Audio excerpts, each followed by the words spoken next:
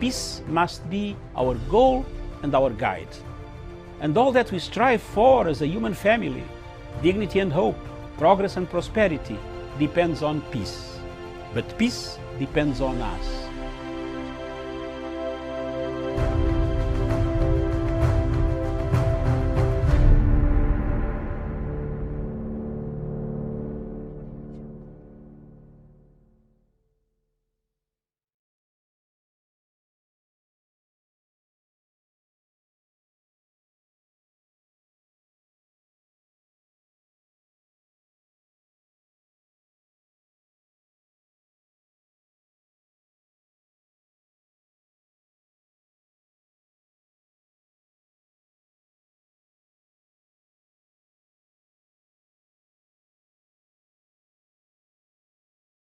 Thank you very much for watching Punchline Africa Television. This is the only television in the world, in Africa, in sub-Saharan Africa, that talks about Africa. What ails Africa? What kills Africa? Where are we? Why are we the continent with perennial conflicts? Why are our people abusing human rights? Why are people being killed? Why is there Boko Haram? Why is there Al-Shabaab? Why is there a war in northern Mozambique? Today, from Cairo to Cape Town, Dar es Salaam to Lagos, Lagos to Abuja, Abuja to Port Harcourt, Gabon. Today, from Maputo to Rwanda, Kinshasa, Accra, Tripoli. What is happening in Tripoli makes Africa look a very bad continent. My show this morning is a simple show. I'm going to see what we can do for Africa. I have stood firm for the last 5 years. I've stood firm on this television station, stood by the people of Biafra. I am not going to be intimidated, but I will ask the questions that are supposed to be asked. General Buhari has not answered my questions for the last 5 good years. I have sent messages for them to answer why people in that great nation of Africa, with a population of 220 million people, why are people dying? Why are human rights abuses taking place? Why are tribes, the Fulani killing the Igbo, Christians being killed by Islamists, Boko Haram taking people, killing people day and night, abducting young girls who should be in school? I want General Buhari. I am also a general. I left the army with a rank lower than yours, but in the rank of a brigadier general by rebel activities that I've conducted worldwide to struggle, the struggle for my country. We shook hands and we left. But I want to ask a question. Why have you left Nigeria to collapse, an economic big hub for the people of Africa? We look at you with the huge population, and you are there as a president, claiming to be a president. That you have no moral authority. You promised people in your first term, General Buhari, that you will finish Boko Haram in 100 days. Are you part of Boko Haram? These are the questions that I want to put across. Our television station wants people to understand why Nigeria is collapsing, why Nigeria is disintegrating. Is there a state called Nigeria anymore? Because I don't see it. It has fallen to bandits, hostage takers, kidnappers, Boko Haram, people coming, corruption, people coming in the southeast, killing people. The people of Onitsha, I have a friend in Onitsha who always documents everything. And by the way, Buhari, I'm also an international lawyer. I'm waiting for Fatou Bensouda to leave the scene.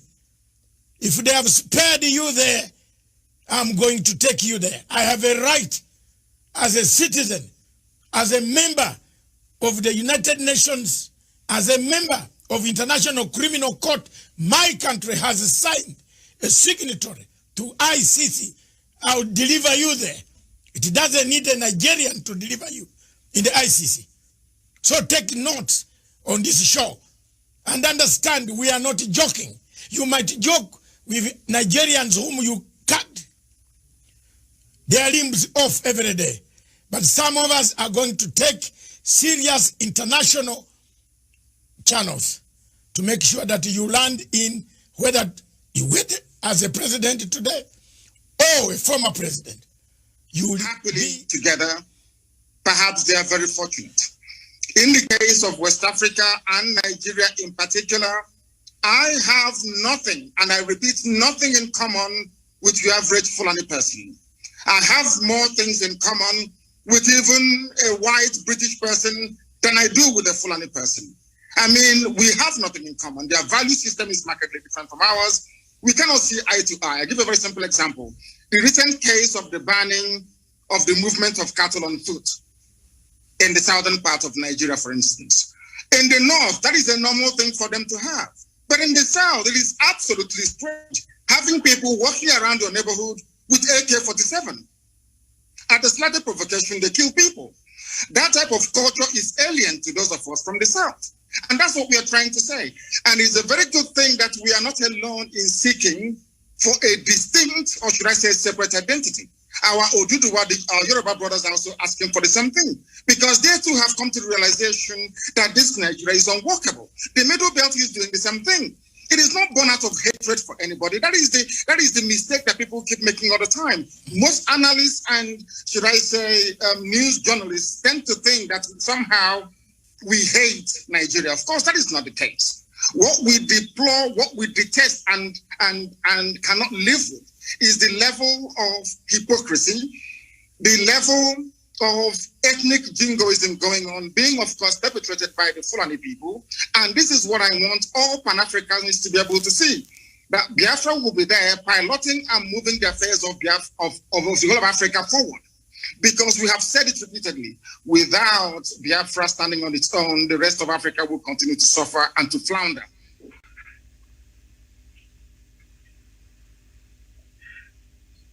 Good afternoon, viewers. Good morning in Europe, in London, in Berlin, Germany.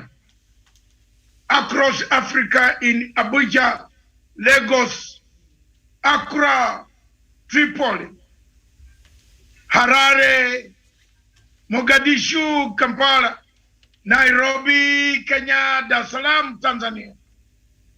Good afternoon. Good morning, wherever you are in West Africa, watching this in Cairo. Good morning. Good morning, viewers, wherever you are across the world. This is Punchline Africa Television coming from the headquarters of the Africa Political Command Center in Nairobi, the capital city of Kenya and of the Great Lakes region of East Africa. Viewers, what you see on the screen on the other side is a huge demonstration in Germany, in Berlin. The German government has given permission for a demonstration where a petition will be handed over to the German government and the British government and the Kenyan government. And we felt it is important for us to have our correspondents across in the diaspora to bring us this important occasion of a demonstration.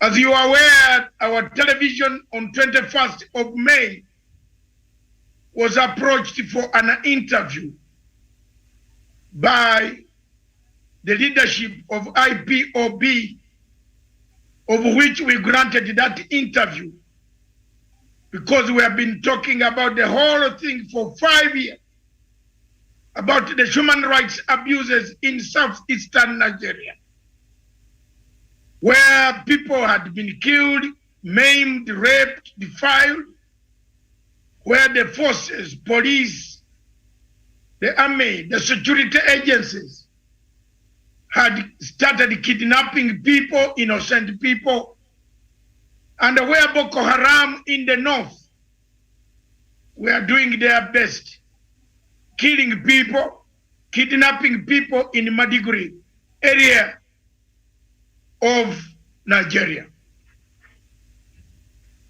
Is Nigeria governable?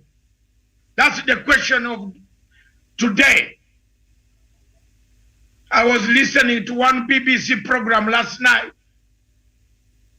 and it took my heart to the deepest and the lowest avenues of blood pressure when I heard that since President Buhari took over power, over 350,000 people have been killed. Surely, there is no African who can keep quiet, be silent, watch the screens, listen to the torments, the torture of the people by forces that were supposed to safeguard them, who will keep quiet. I am not a Nigerian, neither am I a Kenyan, but I am a global citizen. I'm a Ugandan. I've gone through the turmoil, the suffering, the pain, the anguish because of conflicts in my own home, my own country since independence. My own country has only enjoyed relative peace for less than 20 years or less than 15 years since independence. The last war in Uganda ended in 2008 when I took part in the peace process that brought the rebels on table plus President Museveni government, the Uganda government on table, and we did accountability. Many people given amnesty. Those who wanted to integrate in the Ugandan army went, and that peace today is holding in Uganda. The purpose of why I accepted that interview of Mr. Namdi Khan was because I had been voluntarily talking about the human rights abuses by President Buhari's regime in Nigeria. The killings by Boko Haram, the kidnaps by gangs not known, the arming of the Fulani versus other tribes, the destruction of property of those in western Nigeria, southeastern Nigeria, the harassment of the indigenous people, the tapes and the millions of tapes that I have, clips of videos, live videos coming down to me, which were sent to us by Nigerians on the ground in Nigeria, forced us, made us very, very important in disclosing these atrocities to the world. We did that. We have been doing that. We have been broadcasting the atrocities We cannot show these videos because these videos, some of them are very graphic, very horrible graphic that cannot be shown on international channels. But the information coming out from southeastern Nigeria, in Onitsha, in Enugu, in all these places, the harassment, the torture of the people by the security forces has gone beyond repair. Can Nigeria be governed? Is Nigeria governable? That's the question I'm putting forward today.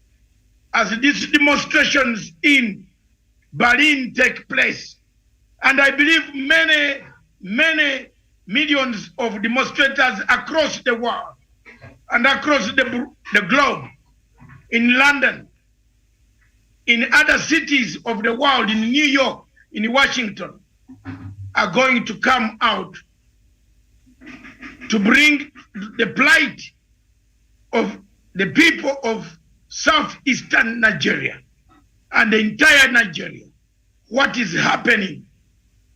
They now need a liberation.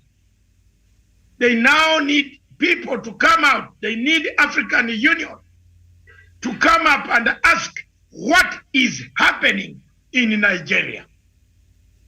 My role is not to advocate for any violence, any military violence, or any form of violence.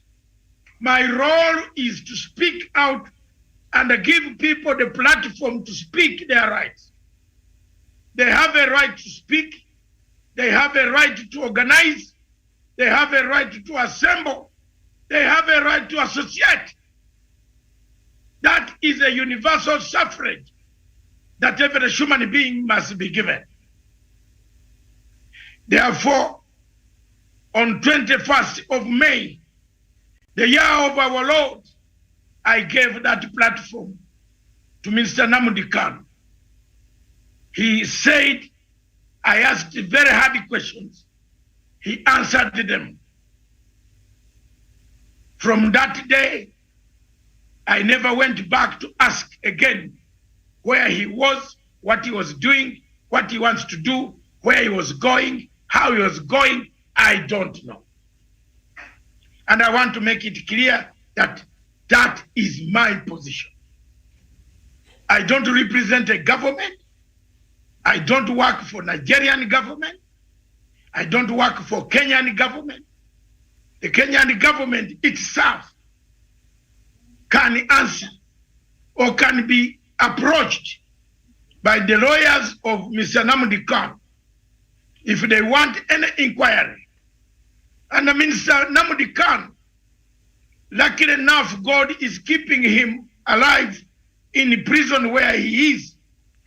In an unfortunate circumstance, he can state exactly where he was going, whom he was meeting, how he was meeting, why he was allowed to come, why he came. He has a right to travel, but there must be people who allowed him and put him into this predicament. Those people are not me. Those people don't belong to us. We heard the news just like you did. Therefore, serious international questions are coming now. The UN is asking. It's against the Geneva Convention. The people who issued his passport are asking, and these questions must be answered. The Nigerian government has put everybody in a very queer, very stupid position by not telling the truth, where and how, because they say they intercepted. What is interception? Who intercepted who? Where? Which type of plane intercepted which plane? I know of only one plane that can refuel in air. That is Air Force One of United States that can refuel and remove a person in the air. The rest of the planes of Nigeria, of Buhari. And I want to bring to the world today that Buhari has a history of abducting people. In 1983, the Buhari government abducted Umar Diko. I was in London. Put him in a coffin at Stansted Airport, 1984. The British intelligence intercepted a coffin with a human being being taken to Mr. Buhari. If governments in Africa, if normal presidents in Africa are working with Mr. Buhari, let them hear this and let everybody distance himself from such an obnoxious system that has a litany, a history, a catalogue of disaster that abducts people from where they are and put them in coffins to take them for trial. There are better ways of taking people for trial by asking and writing how Umar Diko was kidnapped from his home in London, put in a coffin during General Buhari's regime. He has never told the world. So let's go back and play this history. Let's now look at the people who are a man who is an expert of kidnapping. Not forget about this, you know. So let the Nigerian government tell the world where they intercepted in the air, near Mars, near the sun, where? How did the plane, how was it intercepted? Don't ask innocent people like us who have no capacity even to intercept one fly in the air. I don't have a capacity to intercept a fly, but I have the capacity to catch a fly when it comes to on my food. And at times the fly could escape and I break my plate because I have hit a wrong place. So I want to tell the truth as an African and die telling the truth that our interview provoked the Nigerian government. From 21st, that was the last time we heard from the representative of Nnamdi Kanu in Australia who gave us the interview. We never had any contact physically by phone with Nnamdi Kanu. And that was the end of the day until we heard the news. So let Buhari tell the world how he has magic of interception. It will be very good for the world to hear that magic of interception. Viewers, today marks a very long journey into my predictions. Some time back, we have just seen South Sudan. And I believe Robinson is now ready. If he's ready across, he should give me a signal, Robinson. If you are ready, you can give me a signal. Then I can now put you online to speak. But today, it marks, there is a historical event that as people are taking former presidents to prison, how will Buhari serve his sentence after departure from power? I think leaders must think of their actions. Zuma today is serving a sentence, Jocelyn and Noble. is serving a sentence for crimes that he committed, including one of the most terrible crimes is voting for the bombardment of Libya. I have not told people this. I'm now telling you what has pained me more about South Africa is when South Africa on Resolution 1970 of the United Nations Security Council, Germany, where you were, distanced itself from the resolution, but South Africa came back and voted in favor of bombarding Libya. You can see the problems we have in Libya today. Look at them. That is our position. I want to believe that one or the other, there is always a solution for Africa. Are African leaders ready? When they leave power, is Buhari ready? When he leaves power, to go and answer for some of the heinous crimes. The heinous crimes committed against certain section of his own people. If I were a leader in Africa today, I would think of my actions, the actions that could bring me to jail after my departure. The example the president has been set in South Africa, where Zuma, a vibrant dancer, is now dancing in the cells of a South African police or correction center premises. Do African leaders want to dance in those cells? I believe not. Jocelyn, let me bring Noble here. Mr. Noble? Yes, I'm here. I'm here. Yes.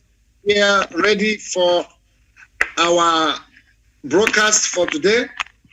I know everyone is ready as well. You can see it's quite unfortunate that Robinson is not corresponding properly from Germany, where he's supposed to be doing that. He's not paying any attention. It's just uncalled for. Well, let's proceed. Hello? Yes, go ahead. Okay. We have come to a point of no return with our relationship with Nigeria, and it is not by our making. We have called for several attention to address the issue of marginalization in our region. In our region entirely, you can see that there are a lot of oil spillage that are creating diseases and cancer in our farms. We cannot even go to farm again. The government do not provide job. They do not provide a good healthcare system. They do not provide even water, good road. Our roads are dead trap for human destruction. Every day, at least 100 people die through accident. And if you check 100 people multiply by 30 days in a month, then we multiply it in a year. This is systematic destruction of our life. Now, what they also do is, there is another system they are doing, which they rehabilitate. They say they are rehabilitating Boko Haram, which about 700, 1,000, 2,000, 3,000, regularly they are rehabilitating terrorists into the military. And those military that they said they are rehabilitating, they are sending them to our region. And those military are doing what? Killing innocent people. They come to your house in the night, they will kill you, they take your body away. Are we at war? You say we are one, that we want to be one. You are adapting our people to the point that we are finding about human parts. What about different kind of human parts male genotype, about 7,000 penis found in China. And nobody is giving account of those 7,000 people. There are every police station called the DSS department. All those DSS departments have torture room where they kill people. They have borrow pits where they throw human bodies. And you want to tell me that this is a system that can be adapted, or this is something that can be encouraged?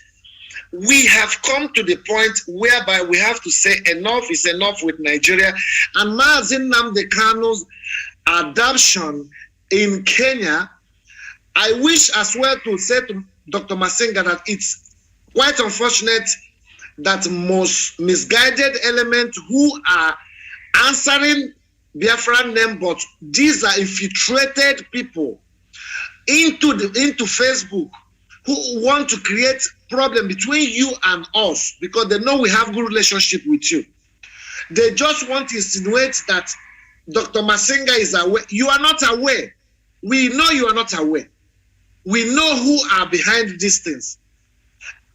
From how they monitored him, this is not what we are going to say here. The intel is there. Now, the fact here is this: nobody will bring divisiveness between you and us.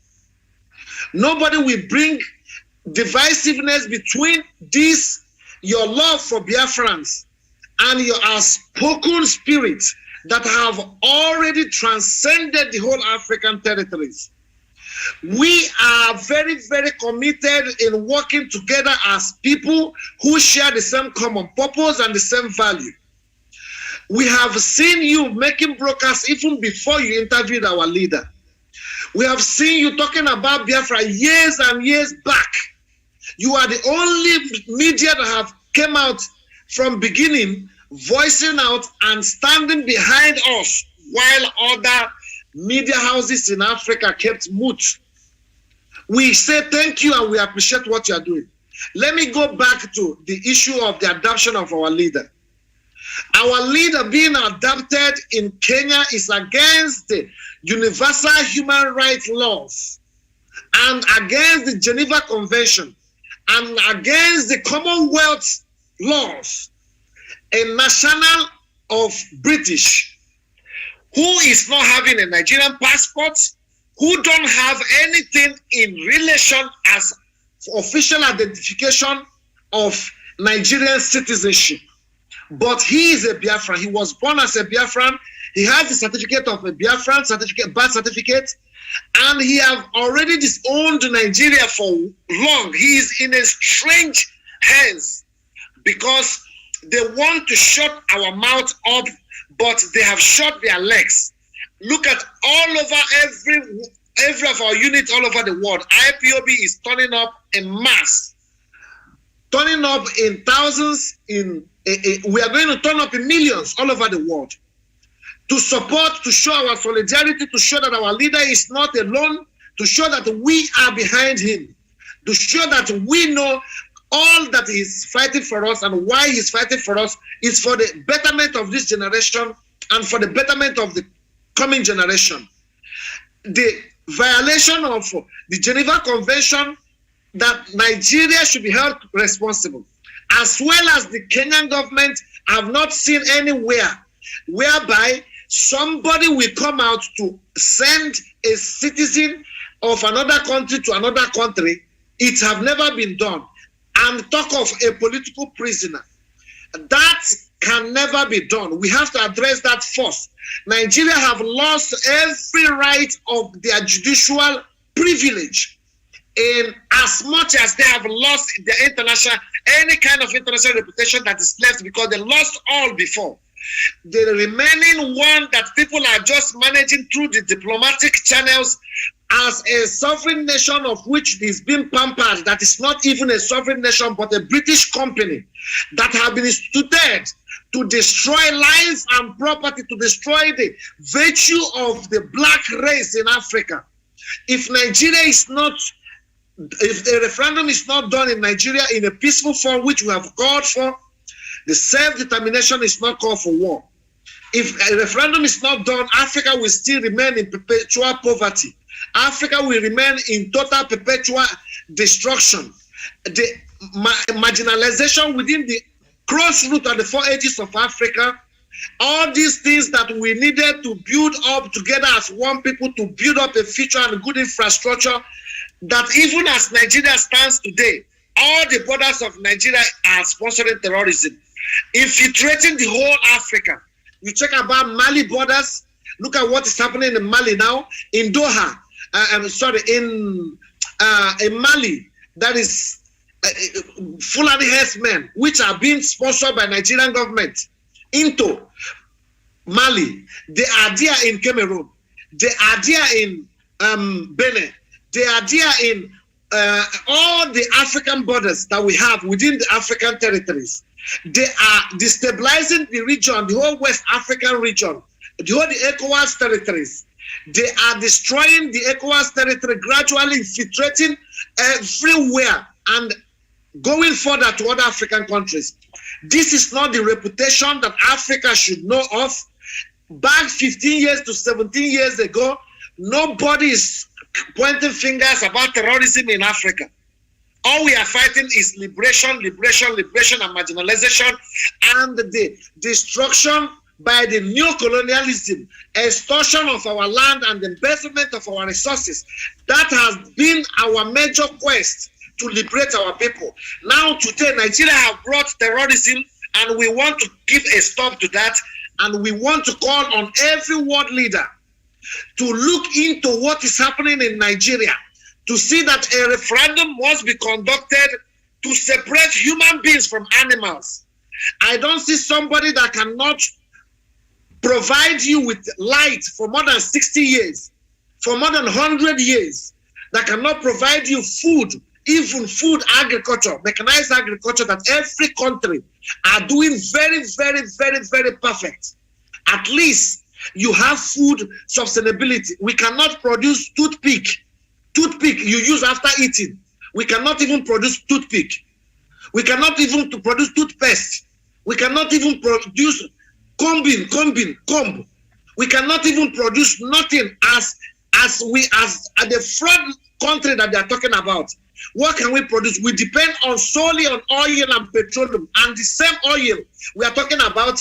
You send the crude oil outside, you refine, and then you buy the oil again. Does that make any sense? We don't have no road in those oil regions that you are taking oil, and you are not trying to protect the interests of the people who owns that soil. You are destroying them, sending military that are being inculcated through the Boko Haram into that region to also destabilize the region.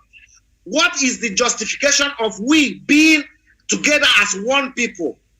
Can we ask that Nigeria, can I say vehemently today that Nigeria do not have census, a profound census that are accredited, that can confirm the factual figures and facts about Nigerian population, about regional population?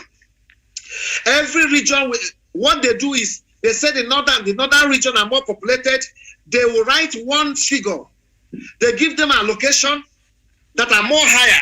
The region that are producing the oil is gaining 13% of the resources from the oil. And no political position. Somebody that is not hearing my language becomes the commissioner of police in my state. These things have to be corrected. We have to go into referendum to determine the fate of people, and after which we all have to come to the drawing board, look at the outcome of this free and fair, credible, and transparent referendum that has to be observed by the international community and have to be observed by the African respected human rights bodies, that have to be respected and observed by the population of the world. People should observe it and see if it is true that these people have said their voice, they have aired their opinion through a common referendum that has been done in Scotland. It was done here. It was done in Turkey. It has been done in everywhere. It was done in Somalia. It was done in Southern Sudan. It was done in many places. Referendum is a normal process of which people determines the fate of their future.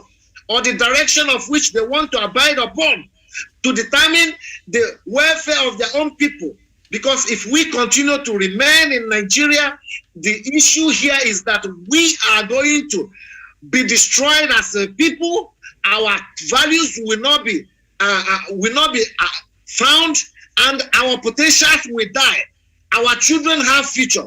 If you check our schools today, all our schools that we have, they come out, they don't have any job, and an impostor who is not the president of Nigeria, who is an impostor, a man that have died in 2017,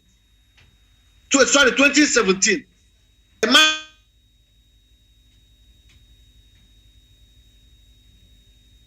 instituted with the collaboration, instituted someone and constructed a deep fake image and said that he's a president.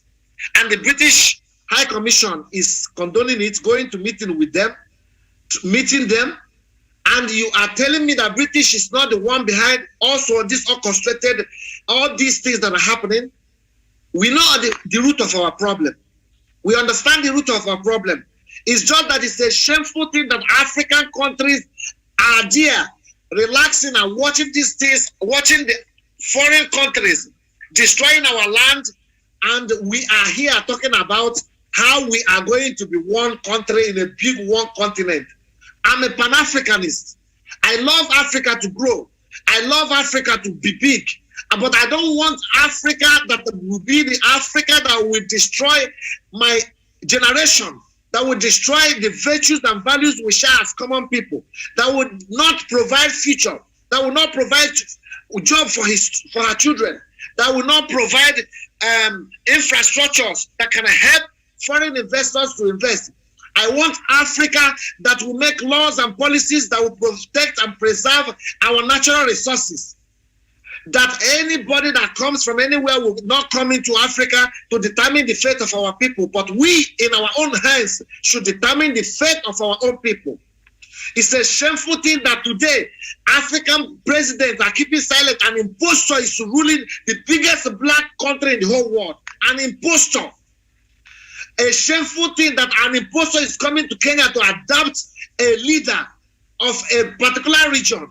A leader that stood and said, we are not going anywhere. Everybody should close, from your offices to the banks, to the ministries, to the marketplaces, or to every look and kindness of Biafran land. And it was shut down. Biafra must be liberated. We have a leader, and all of us shall abide behind him. Every one of you in Africa, every one of you globally who believes in freedom should know that the freedom is not given. Freedom is taken. Mandela was not given freedom.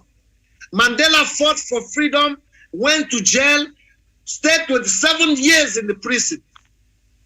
But we're not going to allow our leader to stay 27 years in prison because he don't want to be in jail. He don't have a case with Nigerian government. Now, they start saying that there is a narrative they are saying. That narrative is this, that he jumped bail. Let us a little bit discuss this issue of him jumping bail as they are propagating. The lies that they are propagating about jumping bail.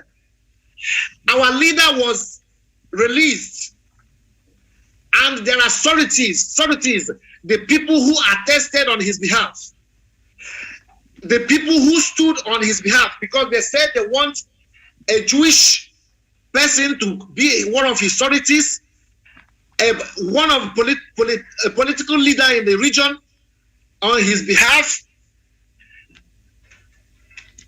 And he provided everything. And upon providing all these things that they requested from him, and they asked him that he has to deposit 100 million Nigerian money to be able to live, that he cannot stay behind where 10 people are staying. In your family alone, how many people are you in your family, for example? You are more than a king in our land. His son cannot stay where 10 people are. What kind of barbaric lifestyle is that? So now what they did was this. He has a court, and he has declared that he was going to the court. He has declared that he's going to the court to his cause. And he said, I'm going there with 1 million people. What they did, they sent military to his house to come and kill him, and they killed 28 people and killed total of 1,565 people, the whole Biafran territory. No, but it looks like we have Mr. Robinson now ready. Turn to Robinson, yeah. Yeah, Robinson, good afternoon. Good afternoon, Nibarin.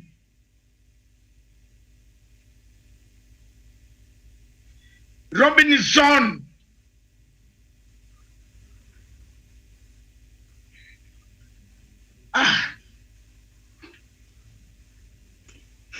Let's leave. The Robinson is serious. So let me.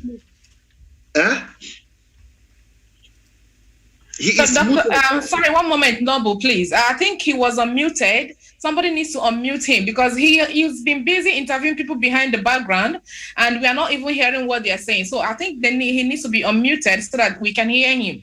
It is him to unmute himself. No, I think Ole Sonia did muted him. He needs to unmute him. Stephen, there's a technical hitch there. The host can actually unmute him. The host of No, don't worry. Him. We got it. That a technical hitch. Yes.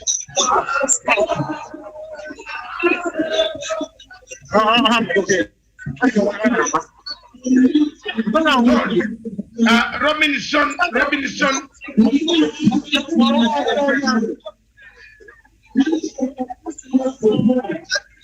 We unmuted them because they were speaking.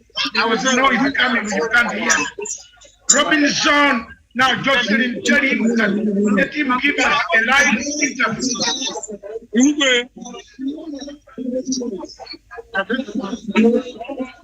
Robinson.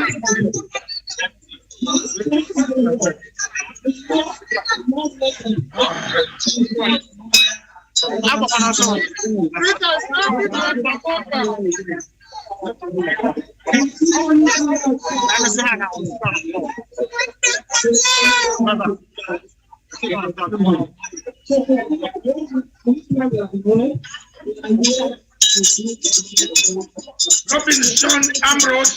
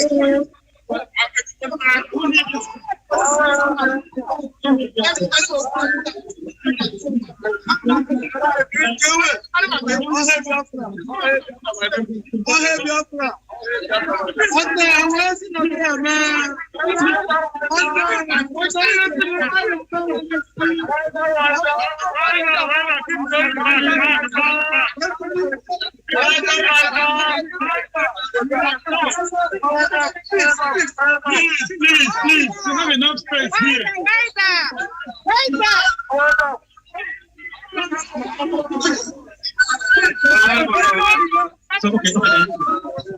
Hello. Hi.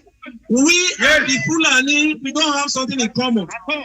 We don't share the same religion. We don't eat the same food. Do you eat the same food with the Fulani? No. Do you share the same person with the Hausa Fulani? No. Do you live alike? No. We are different people. Identity? No.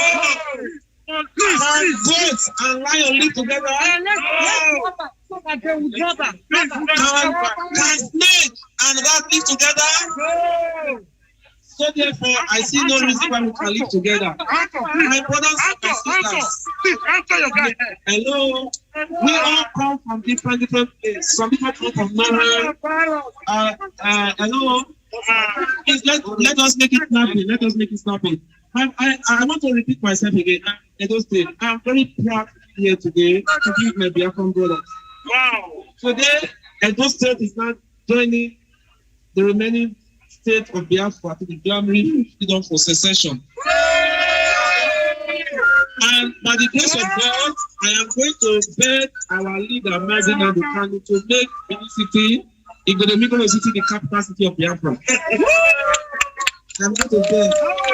I want to say something today that one thing I want to say today, I never knew we and the Igbos were one. Did they invite you? I never knew we and the Temple were one. Right. Until I got the history book. And the history book, I got it in the British library. I don't know, I was trying to even to go. The European people know us not ourselves. We are one people. Are you happy? I want to tell you today, anytime you see anybody from Edo State, they have two types of people from Edo State. They have the inner people and we have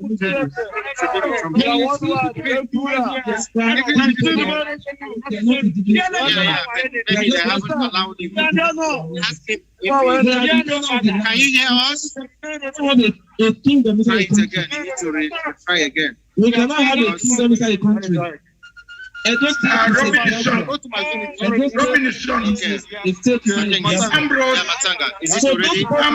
I want us to do a different. No, it's live, yes. I want to ask you a few questions. Yes. Where are you right now? Where is that place? I am very, yes, I'm very happy today. But it's still like this one. I think it's busy. Before we have to move to the back. We have to move to the back. It's another Savior, another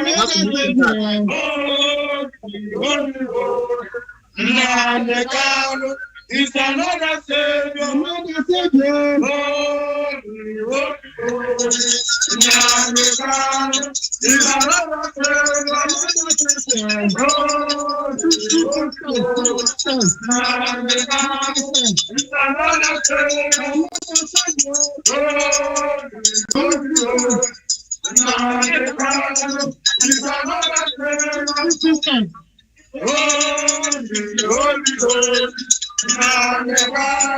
Is another Savior. Hey,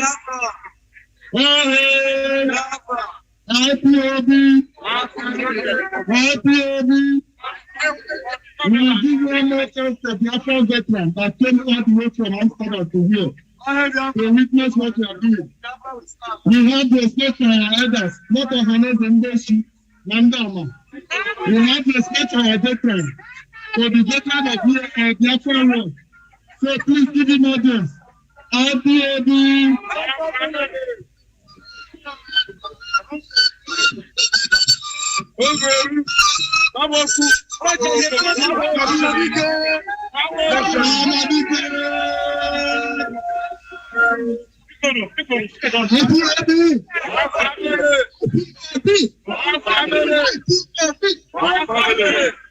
I'm very happy to be here. All the way from Holland. That's yesterday. I can walk all the way.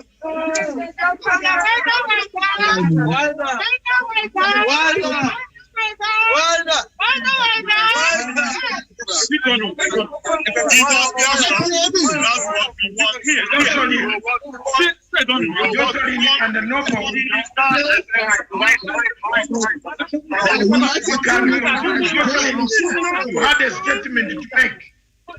Can you make your statement now? I'm a survivor of the Biafran war. The pictures will continue coming from Berlin live at the background of the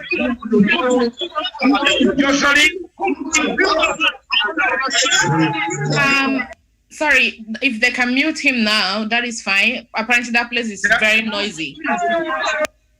where the eye is very noisy, and we can he continue seems not to be. Yeah, he seems overwhelmed and too engrossed in the crowd. No. Yeah, that is fine. Not overwhelmed. We wanted him to show. We can take it. Yeah, we can take it from the back end. Yes, the protest today is supposed to be on behalf of Mazi Nnamdi Kanu. We all know what happened to him, and he has narrated the story of what happened. Dr. David, unfortunately, this happened in your country, and we are not saying you are involved, no, but just that it happened right in your country. He narrated the story to his lawyer, and we are sad to hear about that. So today's protest, my country, Jocelyn. Sorry, can I correct you? Okay. This is not my country. This all right, country is an East African country. Yeah. I am not a Kenyan. I am a Ugandan. I'm a global citizen. Okay, sir. Thanks for that correction. Yes, I work in my television station is in Kenya. Thank you, sir. It is not that it employs Kenyans. Yes. Thank you for the correction. But I am a Ugandan, born in Uganda in 1955. Thank you, sir. Thank you for the correction. Yes. A man, that you can guess my age, and that is what I've lived on planet Earth with sincerity. Thank you, sir. I also want to say thank you for giving us the platform to air this protest today. Like I was saying, this protest is mainly for Mazi Nnamdi Kanu because he was wrongly abducted in Kenya and taken back to Nigeria, which is against humanity and is an international crime. And for most people might not know what is going on. This man has been incommunicado for 8 days before the news before the news broke out. He was tortured in Kenya. He narrated this whole story to his lawyer because we know Mazi Nnamdi Kanu to be a man of integrity and to be a man that speaks the truth. So we know that whatever he has told his lawyer is the truth and nothing but the truth. It's unfortunate that this thing happened in an African soil where you are supposed to protect your own people or your own person, and now you send this person that you're supposed to protect into the lion's den. What is the purpose of that? Is it to get him killed? For what purpose? Nnamdi Kanu is not just a man for himself. He is a man for a whole of for millions of people in Africa, not just in Biafra, but in Africa. What is he crying for? He used to be a one Nigerian, Dr. David Masanga. He has spoken out against the killing that has been going on in the northern part of Nigeria for so many years now. He's been calling out the government to stop the bloodshed in the north because the northern people, they have suffered a great deal in the hands of the terrorists.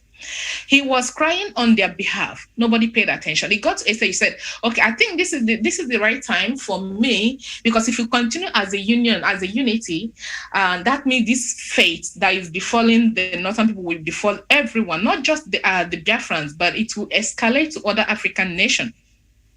So he decided to come up and then call for referendum. This referendum he's calling for is not for war. It's just for people to determine, to come on, vote, and determine where they want to be. You understand? This present government, right from the time of all our past leaders, as you can see, instead of the nation to be growing, we are seen as the poverty of the whole nation, of the whole world. Nigeria is rich but very, very poor. You understand? Imagine where you have a lot but you are starving. This is the state of Nigeria. We have the oil, like my brother mentioned. There is so much resources in Nigeria.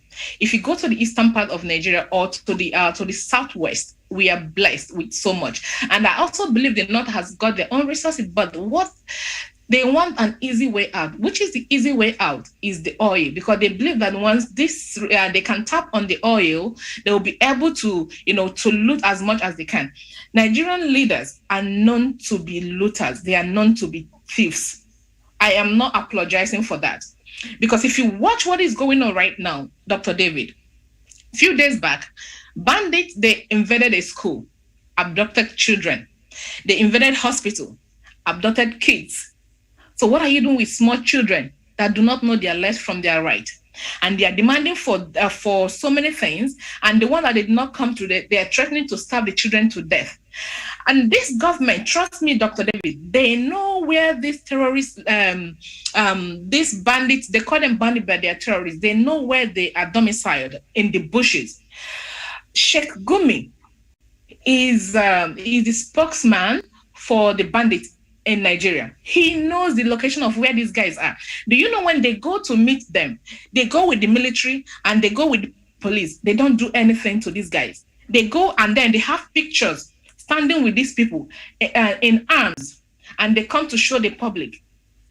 They are showing us this because they want to instill they want to instill fear in our people, making us understand that they've got what it takes to destroy other regions. You cannot have a minister who is a sympathizer of terrorists. You cannot have a religious leader who is also a sympathizer of terrorists, and you are handling them with kids' gloves. And when it comes to Mazi Nnamdi Kanu, you were able to kidnap a man that is not even in a Nigerian soil back to Nigeria. This whole thing, it pains me more because Dr. David, the lives of millions of Biafrans, not just Biafrans, Africans, are at stake, because if we do not, at this moment, the African leaders, if we do not curtail or cut off what is happening in Nigeria, Dr. David, it is going to spread. They believe that since they say Nigeria is the giant of Africa, right? So imagine if they're able to conquer Nigeria right now. I mean, the Fulanis, these terrorists, they're able to conquer Nigeria, a giant that a country that they say is the giant of Africa. If they're able if they're able to take over Nigerian nation and Nigerian ground, Dr. David, taking other African nation is going to be like a snap of their fingers. You understand? We are putting up resistance from the southern part of Nigeria. So we are like the resistance force right now, and they are trying as much as they can to bring us to our knees, and we are saying no to that. Okay, so Mazi Nnamdi Kanu has been in their detention. Okay, what we are crying for is for his freedom. They should give him the freedom that is what we're asking for. Give him a fair hearing. They should take him out from DSS detention and put him in a prison where he can have access to his family, where he can have access to people. DS says they will try as much as they can not to make anyone see him. It was difficult for the lawyer to be able to, to get hold of him, to be able to speak with him. We need the world to know that this man is held against his against his will. If he has committed any crime against the government of Nigeria, which he did not, then they should try him in a competent law court. You understand? Take him out of DSS detention. This is what we are crying for. They should take him out of DSS detention, put him in a prison where he can have good access to people. We are shouting and saying, free Mazi Nnamdi Kanu now. They should free him. He did not kill anyone. This man has been a voice for millions of us all over the world. I am a young lady, like I always say, I am a young lady, and I know what it means to have a good life, to have a steady power supply, to have to be well secured, or to be able to walk around without being haunted by anyone. Nigeria as a nation is not governable, sir. Nigeria as a nation, people know all around the world, is not governable. They might be keeping quiet and what is going on. The world leaders might be keeping quiet, but they are not blind to what is going on in Nigeria. We have been putting everyone on notice. They know exactly what. Every day we are getting reports of people being killed. Every single day, the police, when they see protesters, like peaceful protesters, they shoot at them with live bullets. Killing in Nigeria is like killing animals. Nobody is being brought to book up to this moment. So, Dr. David, we needed to use your platform, to use your willpower, actually, because we need to take a lot of them to ICC because they've committed a huge crime against humanity. You have a lot of evidences at your disposal, sir. You have the pictures, you have the videos, you have whatever that is going on in Nigeria. It's not as if you don't have. You have a lot of those things. We need to table this in ICC. They need to bring these people to book, sir. They need to bring them to book. They said Buhari is alive. We are saying he's not alive. Tell me, if you have a president who is alive, for instance, let's say Uhuru Kenyatta. Okay, I don't know his wife. Let's say he's alive and well. Do you think his wife will leave his husband behind and travel out to another country and remain there for as long as she wants? It is not done anywhere in the world. If Buhari is alive, just as they claim, the wife wouldn't be outside Nigeria right now. She has been giving us giving us clues of what is going on, but we Africans seem not to pay attention. I don't know why. We seem not to pay attention to her messages. This woman has given us so many clues, but we seem not to pay attention to those messages. The leaders we have in Nigeria, they know that the man that is in Nassau Rock, he might be Buhari, he might not, but I believe my leader when he says he is not Buhari, they know that that man is not the real Buhari. They know that the man that is in charge of the affairs of that country is not the real Buhari we used to know. If that man was to be the real Buhari, trust me, Dr. David, Buhari is the man that comes out to speak. He would have been saying things about what is going on, like the banditries, the terrorism, even in his own state. But no, he's been quiet about it. Nigeria is not governable. The leaders we have are so corrupt. The youth have no future in Nigeria. And if you're a youth, try to go into politics in Nigeria, trust me, you will also get, they're going to, I don't know how to say it, but you end up behaving like the old leaders that have been running that country down for years. So for us to get it right is the dissolution of that country. Let there be a competition. Go to the southeast. There has been in a nutshell, what you are saying, my dear sister Jocelyn, it is Nigeria is not governable. It is not governable, doctor. Unfortunately, it is not governable. It will never be governable. It will never. No one is rearranged. No one will ever get it right. The rearrangement of Nigeria is the only way out. That is the message that needs to go out to the African Union. That is the message that needs to go out to the UN. Because Mr. Buhari himself came out and said he cannot fight the rebels. He cannot fight Boko Haram. It is not us who said it. The president of a country came in and said he is not able to fight the terrorists.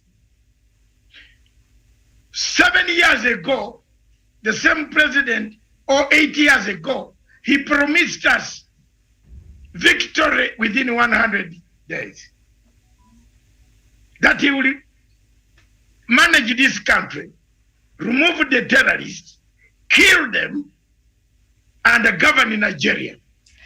Nigerians, one of the problems that we have in Africa, Jocelyn and Noble, is we elect wrong people ourselves.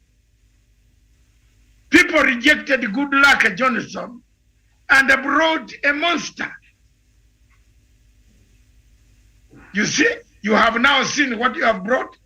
That is the problem of elections in Africa.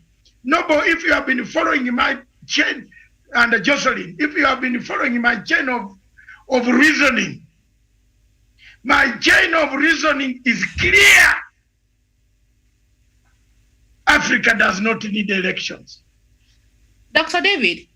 Do we know anything about elections, Jocelyn? Is there an African leader who can go to an election with one letter saying, if I lose, I will shake the winner? Is there? Show me one. It's only good luck, Jonathan, from your place, who moved and said, for the sake of Nigeria, I shake your hand. But Buhari now, if there was an election, he can't go with 2 letters. He will want to win it. He goes with only one to win. So in Africa, look at China. Jocelyn, look at China. Have you ever seen a Chinese MP? You have a China called MP, senator, governor. Where? Have you ever? All those Chinese who walk in your streets of Abuja, Lagos, Nairobi. Is there one who calls himself, I'm the governor of Shanghai? Where? Have you ever seen them? No. No. But they lend us money. They lend us money. But we have leaders in Africa who abduct people. We have leaders who kidnap people. We have leaders who say, bring a new term, intercept people. Interception. What is the meaning of Geneva Convention in terms of interception? The 1954 Geneva Convention is very clear that once a person declares himself and says, I am a refugee, and I am no longer under the laws of country where I was born, that person must be protected under any state where he falls. That's a Geneva Convention. Period. The lawyers are going to, at the moment now, the Nigerian government is not looking at the implications. In 1984, Britain cut off relationship with Buhari because of the kidnap of Umar Diko. You get my point? In Stansted Airport. I'm telling you. And this is going to happen. We are talking about all these things. Things are going to be very dirty when the reality sinks down. And Jocelyn and Noble, you see, you are the leaders of the people of Biafra. You are the few people talking in the media. What you need at the moment now is the leader to specifically give instructions to the lawyers, the whole world, to find out, to tell the truth so that there is no disintegration of the movement that you have set. Because if lies are told, and we don't get the correct thing, I have been in this system of rebel activities for more than 37 years. Myself, you see here, I started during Idi Amin. I fought Idi Amin, the man who used to butcher people like a Buhari. So I've been there. The best thing once a leader is captured is for you to make sure that the people that you are leading don't disintegrate. They continue with the fight. And I want to urge Biafrans to continue with a peaceful fight to demonstrate, to tell the world that there is a problem Nigeria is not covered. That's my point. And that point can come from the leader himself. He is still alive. He can now tell the truth that this is how I ended up in this predicament, so that it finishes the rumor mongering. You get the point? There's quite a lot of rumor mongering. I am here representing you and putting you on international scene. But if I did not have a thick skin to come and stand and say, I die with my people for the last 6 years, I've stood by them, I would not be talking. I would have just switched off any channel, anything to do with Biafra. But I know you need us, you need the people You need everybody. The lawyer must, Kenya, you know, you are asking me, so many people asking me questions, Noble and Jocelyn. I cannot explain on behalf of the government of Kenya. I don't work for the government of Kenya. I am a media outlet. The government of Kenya has issued an official statement from the ambassador, which actually could, contradicts. So we need the truth. Noble, I think you have seen where I'm coming from. Yes, I've seen where you are coming from, and I will come in that aspect to a little bit brush that issue a little bit. Here, let me say this. There is an international law that guides and abides upon the fact that borders of sovereign nations should be respected. And if those borders are not being respected under the international laws, that means there is no integrity in the national borders, international borders.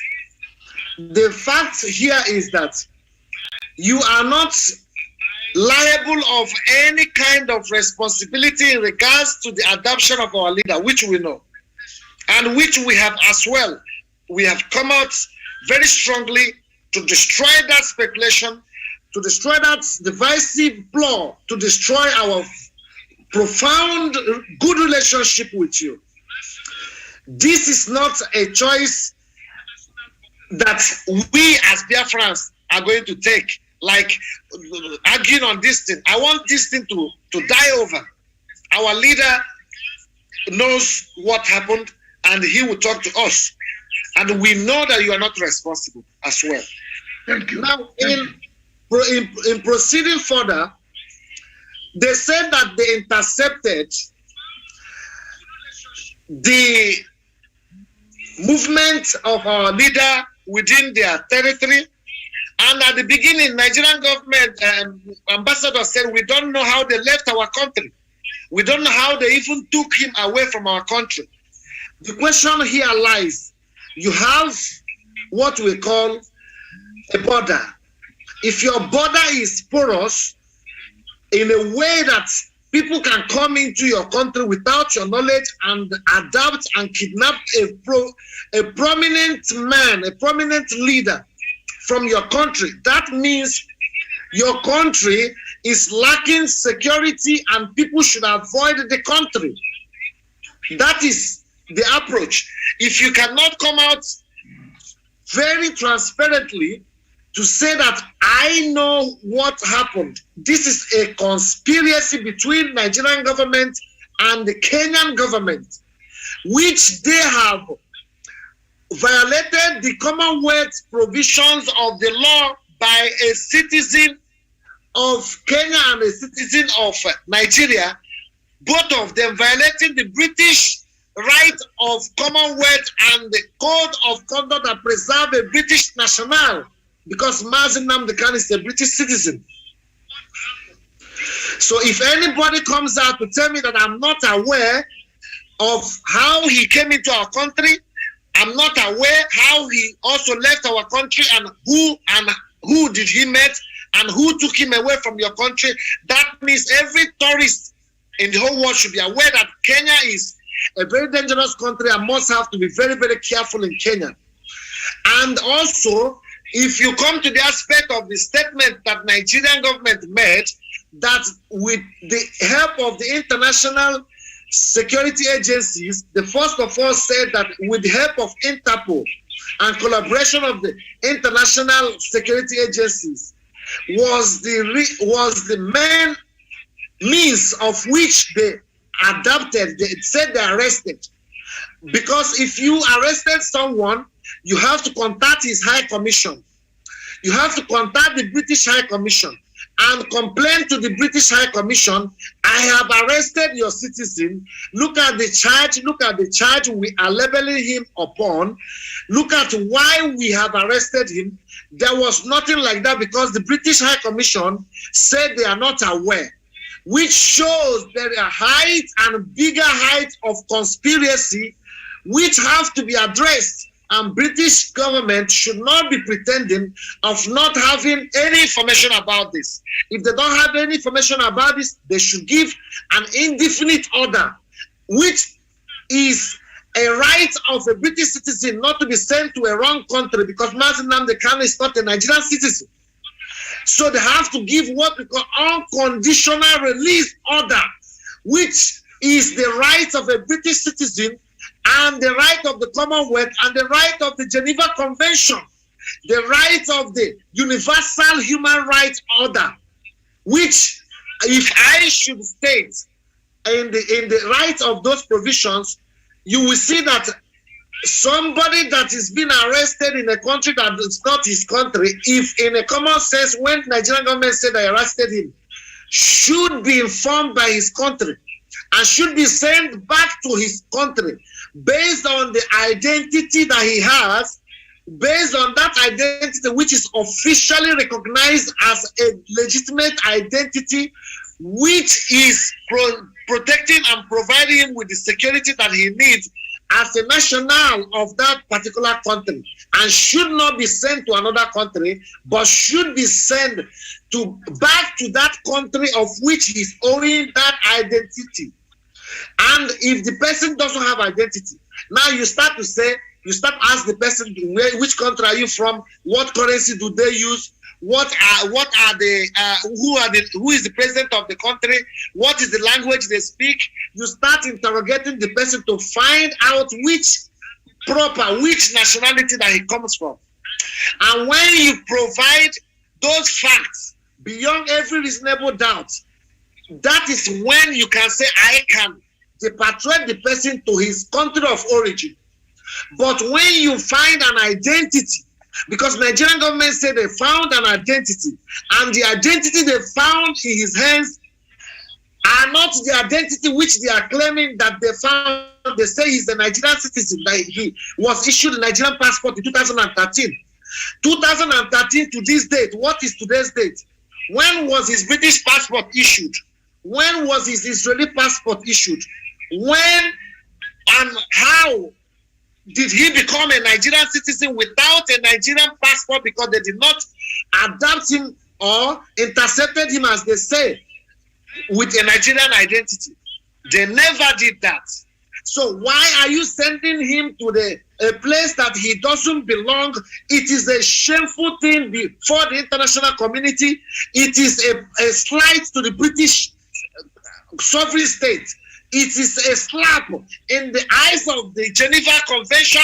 It is a total dehumiliation of his rights and the law that provides his security within borders, even out of the African borders. Him going into African borders and have the right to be protected with his own nationality. So the Nigerian state, what they did was they kidnapped him. So they cannot tell us that they did not kidnap him. They kidnapped him. So what they are talking does not make any sense. It does not make any sense, does not make any justification. And Kenyan government have not made a proper comment, a proper statement that is beyond every reasonable fact. Because you cannot tell me that you don't know where he comes, where did he has a British passport, he didn't have a stamping in your country. In your immigration system, he came into Kenya. Did he came into Kenya illegally? No. He came into Kenya legally. So how come that you don't know from which border did he left Kenya? Was he adopted in your airport? Yes. He was adopted and kidnapped from your airport, in the Kenyan airport. And with that kind of behavior, there is no way, there is no form of any judicial justification before the Abuja High Court that proves Nigeria having every or any kind of legitimacy before Mazi Nnamdi Kanu, because they have to address the issue of a rogue state that adopts and kidnaps people. The same way they kidnapped Mazi Nnamdi Kanu is the same way they kidnapped, Buhari kidnapped 500 children, Chibok girls, in collaboration with Boko Haram. The same way they kidnapped 400 children and organized an arrangement to say that they are released when they are not released. The same way they are enrolling young people forcefully into Boko Haram trainings, into Al-Qaeda trainings, into all kind of terrorist ISWAP, enrolling them there and bringing them out and putting them into the military to send them to our region to come and destabilize the most peaceful region in the eastern part of the zoo called Nigeria. And we cannot fold our arms the same way they have adopted us, our sons, our daughters in our land, is the same way they have extended it to the international community to intimidate our people in the international borders, to intimidate our sons and our daughters beyond Nigerian border. And if this is allowed, that is an international terrorism that they are expanding now and must have to be checked. The world leaders and the United Nations, the EU High Commission, the Commonwealth, the House of Commons, the United States Senate, the United States Congress, senators, the President of US, and the African ECOWAS Union, all the AU members of the whole world, of our own kind in Africa, everybody should wake up. Of our own kind of freedom fighters, everybody should wake up. Everybody that loves freedom, everybody that loves the emancipation of rightful people who are fighting for the... Thank you. Thank you so much. I do appreciate it. Noble, thank you very much. We don't answer on behalf of the government of Kenya. The Kenya government is an East African state, and we are therefore friendly to the government of Republic of Kenya. We stand by their obligations. We take their statement as a statement that has been put out. Therefore, you and I, we do understand the international norms of protocol. We are here. We can't now start ordering the government of Republic of Kenya to produce what they want, what they know, what they don't know. So I just want to ask you people that Dr. as much Masenga, as we want... Excuse me, Dr. Masenga. Yes.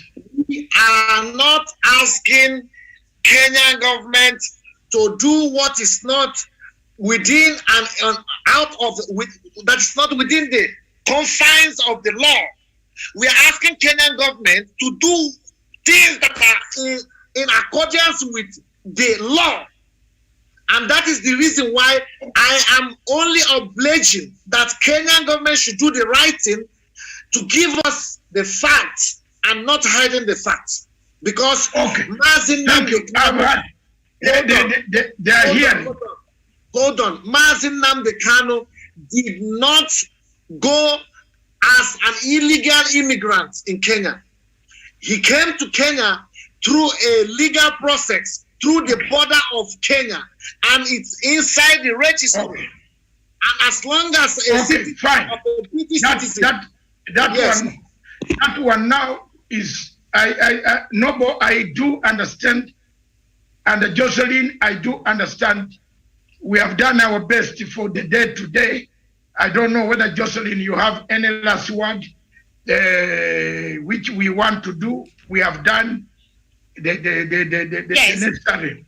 Yes, I also need to pass a message to my Biafran people. Thank you, Dr. David. And Tawish, I also thank you. You've been quiet, just observing what is going on. And it's actually a great honor. You will summarize. Okay. It's an honor and a great privilege to, to be on your platform, and thank you for doing this. Is for free. There are some other television houses that will charge us money to just to get our stories out there. Thank you so much, Dr. David, because you're doing massively well for the people of Africa. I know you have us in your heart, and you have the good intentions for every one of us. My people, my Biafran people and lovers of freedom, I just want to use this opportunity to say thank you for coming on air and for supporting Mazi Nnamdi Kanu, because, like I said earlier, he's for millions of us. And on the 26th, he's going in for his lawyers will be in court, and hopefully we'll be able to see him. All I'm asking on that day is for us to stand in solidarity with our leader. I will just use your platform to pass the message, yeah? If you can, please, I said it yesterday during Simon's show, to be at home. Sit at home, show your solidarity to Mazi Nnamdi Kanu by sitting at home. You don't need to go out to protest. Let the lawyers handle the case from there. But if you really want to be in support of Mazi Nnamdi Kanu, if you love life and if you love freedom, sit at home on that day, close down your shops, do not go anywhere, just sit at home. Let them know that, yes, their friends are really behind Mazi Nnamdi Kanu. I love you guys with the love of God. Thank you, Dr. David. Thank you, Noble. You've spoken really well. I'm a person of few words. If you can, as you can see, I'm a person of few words. So we are not letting our leader down. We still continue from where every other person has stopped. The protest will still keep going. The protest will continue to go on. There is another one coming up in Sweden on the 12th. So, and US, they are doing there. So it's everywhere in the world. So people are protesting, standing behind him. They cannot go to the court in Nigeria to do that, but the only way they can stand and show solidarity is by going out there to protest. Let their voices be heard and let people know that our leader, he's the leader of a nation. This nation consists of millions of people. You can imagine arresting a president or kidnapping a president of a country. You know what that means? It's like you're declaring war on those people. So they have tagged us, they've tagged IPOB as a terrorist organization. IPOB is not an organization. It's a whole country, it's a whole nation. Every single one of us is a member of IPOB. We might not be registered or something like that, but as long as we are born in Biafra land, we have the blood of Biafrans, our blood of Biafrans running through us. We are all members of IPOB. It's an indigenous nation. So the government of Nigeria is like telling a whole country that we are all terrorists. And that is uncalled for, Dr. David. This narration we need to change as well. We are not terrorist group. We are a whole nation. It's a nation that consists of millions of people, over 50 millions of people in that nation. You cannot term a whole country, a whole nation, a terrorist group. We are not. So we are going to keep standing strong and keep praying for our leader. Nothing will happen to him. By the special grace of God, he's going to come out strong and victorious. Okay? And we cannot, Dr. David, please, we need you as well, sir. Whatever you can do, because since you have a large TV screen, and the leaders of Africa hear you, they listen to your program. Also, you need to help us to also pass the message that they need to tell us what happened to Mazi. They need to come out to say the truth. And then if they find the Kenyan government guilty for what they did to Mazi Nnamdi Kanu, they should be brought to book as well. They should be brought to book as well. They need to face ICC for what they have done to humanity. This is a dehumanization of human rights and other people. People are being killed on a daily basis in Africa, in Nigeria especially. The extermination of Christians in Nigeria is at a high risk, is ongoing consistently, Dr. David. We are humans. Our lives do matter as well. When they are done with us, they will proceed to other nations, to other African nations that is nearby. That is a gradual process of taking over the whole African nation or the whole African continent. So we should not allow that. It's happening to us right now. You don't say it's none of your business because it's happening in Nigeria and it's happening to the Igbos or to the Southerners. No, it is going to spread. So it's a thing that we have to portray this message. We have to give this message out there. Let the whole world, let especially the African leaders. We know they love money so much, but the life of your people matter more than money. You can get money through a good means, but please do not sell your people to enrich your pocket, to enrich yourself. African leaders need to right now get their acts together They need to change their mentality, and they need to stop what they are doing to their people. There will be a time that the whole African will rise up and say enough is enough. And there's going to be a massive revolution in the whole of African continent. If they don't stop what they're doing right now and bring those evil leaders to book, this whole thing is going to spread. Thank you so much, sir. I rest my case. Thank you very much, Jocelyn. Thank you very much, viewers. Thank you very much, Tawish. I want you to say just, you have been my person of special assignments. We started all this thing together with you when I started this television station 6 years ago. I started picking up the Biafran issue 6 years ago, and then the Amazonian issue in Cameroon. I want you to say a few words as we close down the curtain. You have seen the demonstration. You have heard the explanations of my good brother and the sister, my sister and a good brother from Biafra. We have done our best. We got a very good interview of the world. It's the interview of the year, actually. In May, nobody, I know why I'm being hated, is because that interview has brought 1.6 million viewers on my television. I want to tell you that, nobody. That is more than any television station in the world can get in 1 month. So that interview of Nnamdi Kanu has shaken the world. My interview with him shook the world. People are shaken, you know. So Tawish, you have seen the views, the viewers. There are many millions. And for the first time it came out. We have done our history as a television station. We have never done history by demanding even $1 like this, $1 from anywhere. Neither have we been sellouts, because we don't believe in selling out to people. We are never sellouts. You saw what we did for South Sudan. You saw.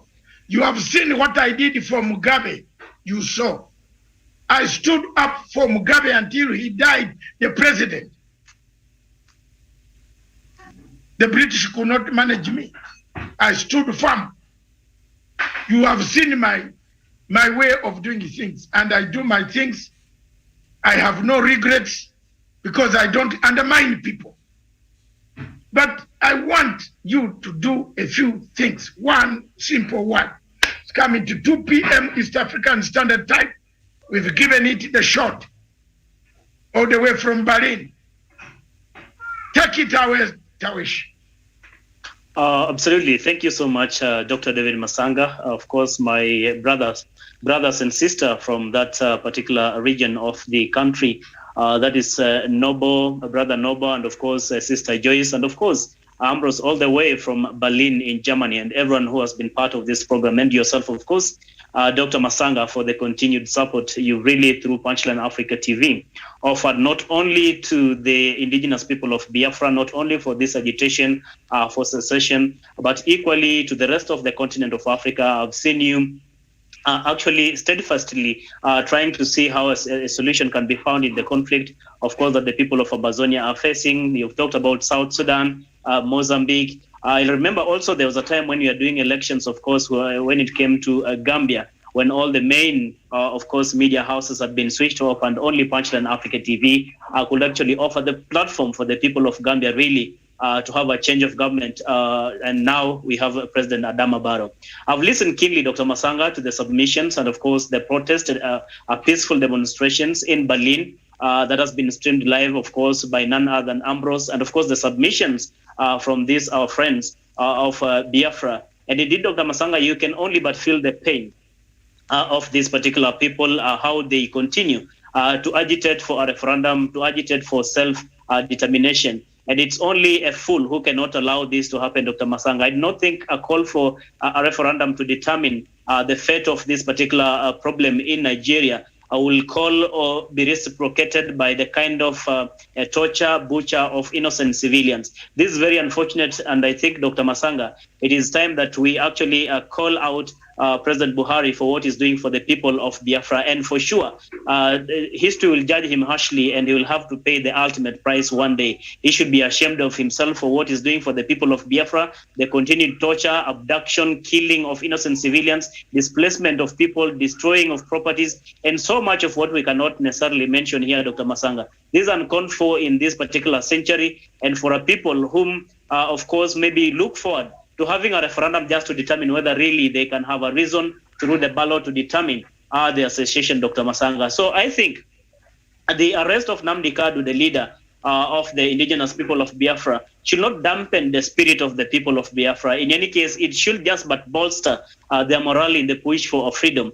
Freedom has never come on a silver platter. Freedom has never come so smooth. The kind of torture, detention, and predicament that Nnamdi Kanu is facing today, and the people of Biafra, should just serve as fuel to give them the more momentum to push for the freedom in Biafra. And I think we will continue to do this, Dr. Masanga, ourselves, of course. This is something that we've been doing for the last over 5 years. It is not something that we're just about to surrender or give up. We continue to do this. We continue to be in spirit and together with the people of Biafra and what they stand for. And for sure, Punchline Africa TV deserves the accolades for continually supporting the people of Biafra. And it is important that the people of Biafra also appreciate this, reciprocate this by continually acknowledging this effort that Punchline Africa TV is freely doing this because of the spirit of Pan-Africanism and the feeling that truly you deserve to have this referendum, that truly perhaps you deserve this freedom and the determination of self-independence. Dr. Masanga and my colleague panelists who were there previously, and of course our brothers from that particular region, I want to salute you for this continued effort. You must continue. It is not just time to surrender. I submit, Dr. Masanga. My dear brothers and a sister, I want to take this opportunity to thank you. And I want to thank you and continue with the same spirit. Fight it, unite yourselves. The African proverb is, a pot always breaks at the doorstep. When you are about to, you carry water for 10 miles. But finally, when you reach at the home, you take off your pot. Jocelyn, I think in that, I don't know whether, because you seem to have grown maybe in Europe, but I'm sure you must have carried water by, Mom sends you water for water in one of the rivers in Biafra. Yes, I did. Let's go and collect that water. You carry the water tirelessly. Noble. You carry this water tirelessly, carry it. Here you are, you arrive at home, you want to take it down, the pot breaks, you lose the water. That's the situation which you are in. Don't break the pot. Don't give up. Carry the water. It is about, anybody who has watched Nigeria from the time 1967, I was already grown up man. 67, I was, 12 years old. In 1967, I grew up. My father was one of those who was among the delegates during the peace talks in Uganda, in Kampala. Remember why I am stuck on the Biafran side is because of my father and my president, Obote. Obote was very straightforward. He said he has recognized Biafra. That's it. Nyerere recognized Biafra. That's it. Kaunda recognized Biafra. That's it. Haile Selassie, Gabriel Nasser, who am I, Matanga, not to follow their footsteps and not to recognize Biafra? Who? You can kill me if you want, but I will recognize them. What will you do? Will you force me not to say I like them? Will you force me? I don't subscribe to Buhari's rules. I have never been to Nigeria since the days of Obasanjo. Never. I don't even yearn to go there. When you have such men who abduct people, intercept people by air, and they don't explain where they intercepted that aeroplane that goes to drink fuel in the air. It is only in the United States. You can tell fools, not me, who has gone to school. I went to school to sharpen my tools of analysis so that I don't remain like a villager who was born in 1955 as a villager. Yeah? So you can't tell me you intercepted. Just be honest. You know this speculation is all coming because Nigeria's problem is, and I repeat, Nigeria's problem is political. You can't solve it with interceptions and a kidnap and a court. Have you heard me, Noble, today? Nigeria's problem, Johnson and Nigerians listening to me, your problem is political. It cannot be solved by judicial mechanisms of coercion, of intercepting, kidnapping people. Yes, you are correct. If you don't solve that problem, you are stupid leader. And the Buhari, you are stupid because you are solving the problem in the wrong way. They are not trying to solve the problem. The issue is this: if they had, no, I am not saying you. I'm saying I know. Buhari. I said them. I said Buhari. When you talk, they will say you are from Biafra. Let me tell them, as a man who studied the subject of political science, I studied political science to the last iota. Even if you give me an exam when my eyes are closed, I will pass. I will pass. The problem of Nigeria today is a political solution, not judicial. Not arresting people and detaining them. You can detain as many as 1 million, but you will not solve the problem of Nigeria until you solve it politically. The problem is a political problem. Solve it politically. Sit down, allow a referendum, and stage, give it time when you want. Have you seen the British fighting the European Union? They sat down and discussed departure. The marriage is, you cannot marry this wife called Biafra anymore. It's gone. The wife called Biafra has disappeared. They want a new life. They don't want your life, Mr. Buhari. Sit down with your opponents and find a solution. Leave a legacy. Yes, leave a legacy. Don't leave a legacy of abducting Umar Liko. Then you want now to leave a legacy of abducting Namdi Khan. Hello? I'm now addressing this government of Mr. Buhari. In that White Council today on Friday, Allah Akbar.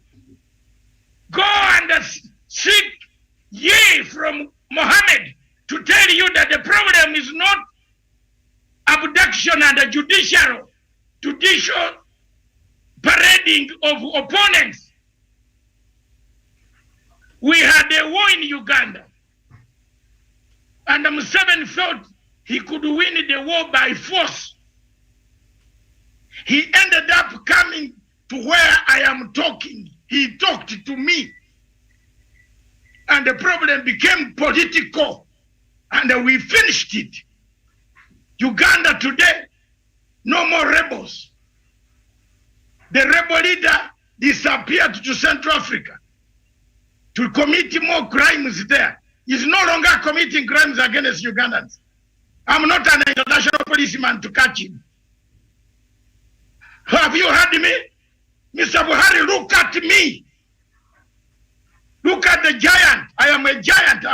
You beat me by 2 inches in height. But I'm very strong. I'm not too weak going to hospital every day. I grew up with strength. The problem of Nigeria today is you who should sit down as an leader and talk to everybody, ask them for a political solution. It's not abduction. It's not abduction, General. It is not abduction that will solve your problem. It is not. If I'm wrong, God help me.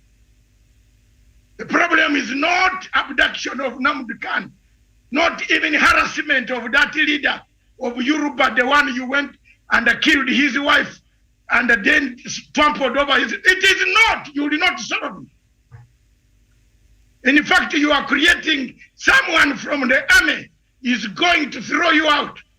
I want to predict now. I am not like your Nigerian prophet. I am a real one, very near Elijah. There is someone coming there inside there. One of these days, it won't be business as usual. If you don't solve the problem of Nigeria politically, you want to solve it through judiciary. Interception of people. How that I intercepted him. Intercepted him here. Why don't you tell the world and we hear you? Why don't you say that you intercepted him somewhere? Hey, I'm now kidding you. I'm kidding you. Say where you intercepted him from. If you have 2 balls as a man, you call yourself you have 2 balls. Say where you intercepted Nnamdi Kanu. Tell us! Isn't it what we are waiting for? No, isn't it what you are waiting for? We want the Attorney General of the Federal Republic of Nigeria to tell the world that I intercepted him using an aircraft in air somewhere. Why are you fearing to say where you intercepted? Why? I leave this question to Nigerians, to Biafrans now. Tell your Attorney General, say where you intercepted the president of IOPB, where you got Nnamdi Kanu. Where did you intercept? And you will see how international law will make your plane not leave even Abuja airport. This is a thief who doesn't know international law. This is a dangerous guy. Even the Attorney General doesn't know anything. Do you know why they are fearing? Do you know why they want to turn confusion? Do you know? Let me now tell Nigerians, the Biafrans and Nigerians at large, because they don't want to name where they got this man. They got him illegally. They pay they don't know the implications. They don't know. They don't know the implications. They did not plan it the way they properly. They did not know the implications. That's why they are, you know what? They are causing people. Kenyatta is a very good guy. And Kenyatta, when things come out, and I know what he is, His Excellency the President. When he knows the full story, my dear brother, it won't be good business as usual. Never. Anybody who was involved in stupidity, Kenyatta does not take any chances. He doesn't have that heart. So, you know why? If Nigeria was confident, and I'm asking as an international lawyer, because I also studied law. I don't know whether Buhari has a child who has ever studied law. He should listen to me. If a government is acting in accordance with law, it would say, we used international police, Interpol, in country X. Because if Interpol arrests you in country X, you stand trial in that country before extradition, isn't it? But now, if you have been just intercepted, even when interception was in which airspace, you should be brought. If it is in air, you are brought down where the airspace is. If it is in Khartoum, Sudan, you are charged in Sudan court. Then let Sudan say whether you want to go there or not. But this is real thuggery, pure thuggery of Buhari, of Umar Diko style. You get the point? Where he had put Umar Diko in a coffin with his agents, 1984. You remember that very well, those of us who were here. We are all in London. We know it. So he has been caught. The Nigerian government today cannot even, you know why? Even this is like assassinations. The assassinations that have been conducted by some country in South Africa. People went and started killing opponents there. The story, they caught one, the story started building up. This type of assassination is what the Portuguese used to use to kill Mondlane. They killed Mondlane in Dar es Salaam by using a letter bomb. You see, those are tactics of a government that is very dying. It is dying government. The pot is about to break. Don't allow yourselves to be broken at the door. Fight on, unite. Don't accuse people who might help you tomorrow. We need that voice outside to AU. The AU chairperson is a friend of Buhari. He's also from Chad. He's a Fulani man from Chad. He can't fight for you. So the only man fighting for you in East, in Sub-Saharan Africa, apart from you yourselves, is Matanga. Yeah, he's the one. I'm one of those in Sub-Saharan Africa shouting for 6 years about it. That the AU hates me. The Secretariat of AU hates me. Because the Fulani guy called Muhammad Faki is a great friend of Buhari. He's the same man who watched when Idris was going to be killed. Doesn't he know who killed Idris? Didn't he know that there was a group coming to kill Idris? Was Idris sparing any Boko Haram? Didn't Idris of Chad wipe out Boko Haram from Chad? Look back and see who are your friends on the continent. Look at where your friends are. Who are your friends? It is us. It is the southern parts of who recognized Biafra.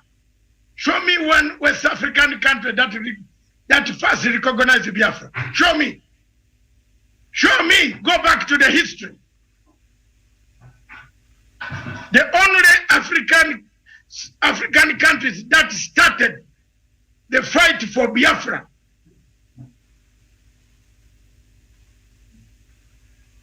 were, do you know what they are?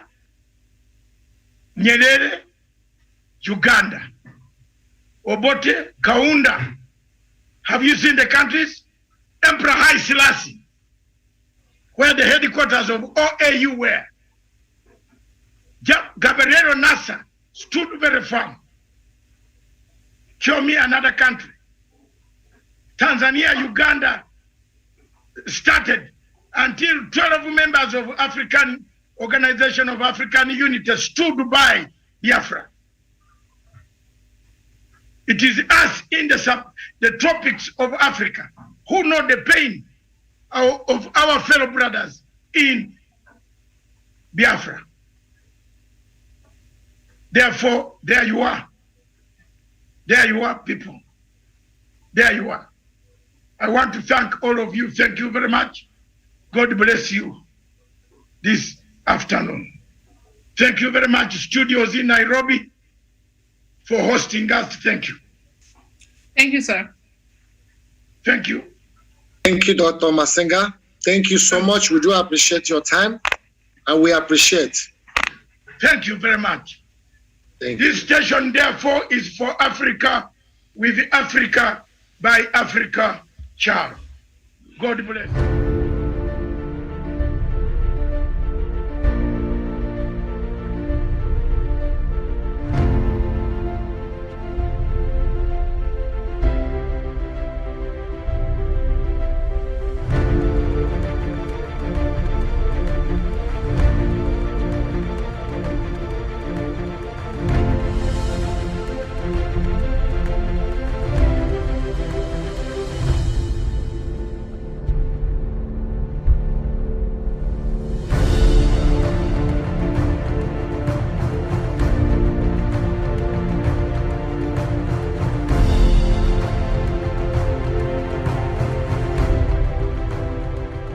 Peace must be our goal and our guide.